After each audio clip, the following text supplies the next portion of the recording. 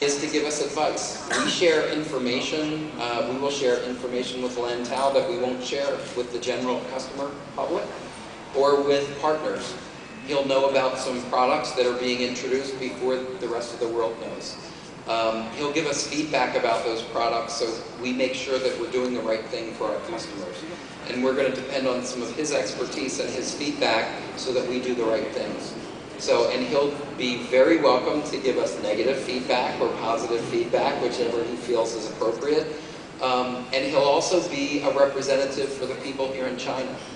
So he will be the Chinese voice back into SAP, into our community team, if we're doing things well or if we're not doing things well for the Chinese community in order to help it grow and be successful.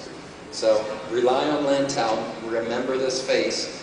You'll see him on SDN and VPX, and if you have questions, feel free to ask Lantau or ask me, and we'll make sure that we get them covered for you. Okay, thank you, Lantau. Okay. Yes. Photo. Okay, here we go.